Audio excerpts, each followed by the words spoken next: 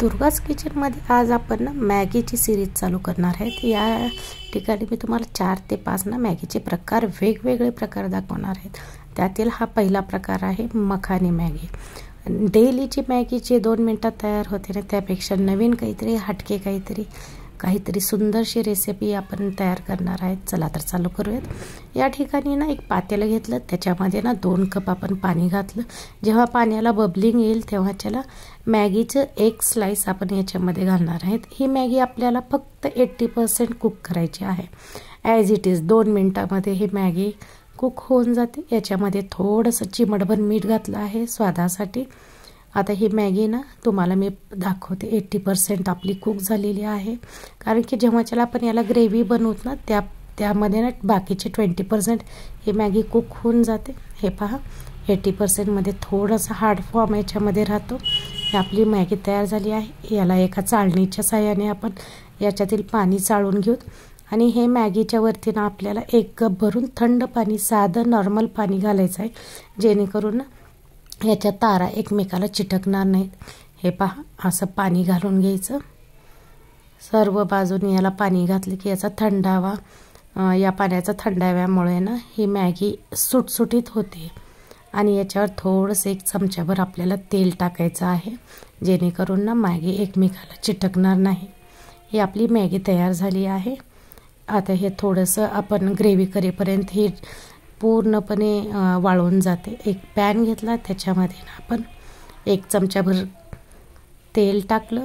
त्याच्यामध्ये 2 मोठ्या आकाराचे मी पिकलेले, म्हणजे जास्त पिकलेले टमाटे आपण याच्यामध्ये घालणार आहेत आणि 2 चम्मच आपण या ठिकाणी काजू घालणार आहेत। याला छानसे त्या तेलामध्ये परतवून घेऊ।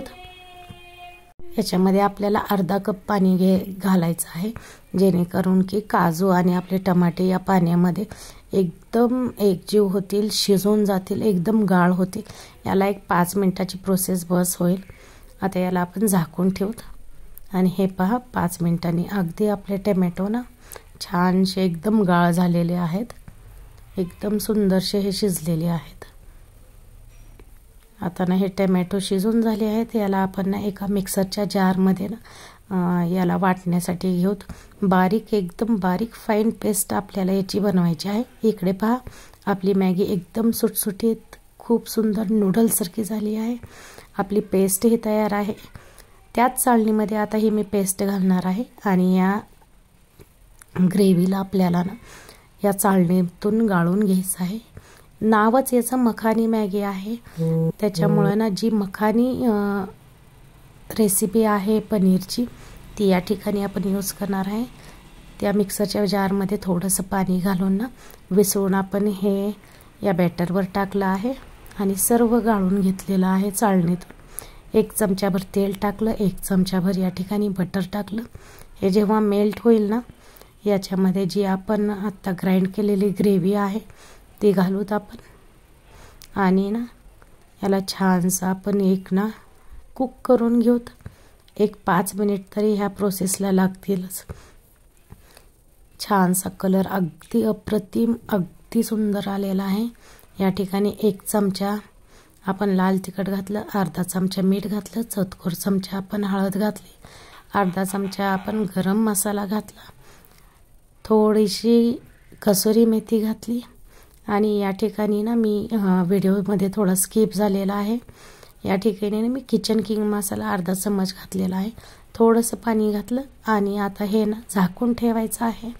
या ठिकाणी अर्धा चमचा आपण मॅगी मसालाही घालणार आहेत आणि याला आपण आता झाकून ठेवत व्यवस्थित हे पूर्ण बॅटर ना चांगलं शिजेपर्यंत आपण याला ना 5 मिनिटात होऊन जाते।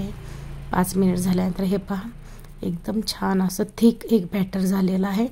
याच्यामध्ये आपण फ्रेश क्रीम घालणार आहेत। फ्रेश क्रीम ऐवजी तुम्ही साध्या दुधावरची मलईही घालू शकता, फेटून चांगली। आता ही आपली ग्रेव्ही रेडी आहे। आता याच्यात जातील आपली नूडल्स, म्हणजेच मॅगी जाईल, जी आपण थोड्या वेळापूर्वी 80% कुक केली ती वाली, आणि याला अलगद हातानं हलवून घ्यायचं आहे। आता मला याच्यामध्ये थोडंसं पाणी घालावं लागेल, कारण की याची ग्रेव्ही थोडी मला थिक वाटत आहे। थोडंसं पाणी घालू आणि 2 मिनिट याला आपण शिजायला ठेवतो। ही आपली ना मखानी मॅगी रेडी आहे। एकदम अप्रतिम लागते, काहीतरी टेम्पटिंग लागते. ही एक पार्टी डिश होऊ शकते. ही रेसिपी नक्की बनवा. आपल्या चॅनलला लाईक, शेअर, सबस्क्राईब करायला विसरू नका. अप्रतिम दिसत आहे, अप्रतिम याचा स्वाद आहे. नक्की ही रेसिपी बनवा. थँक्यू.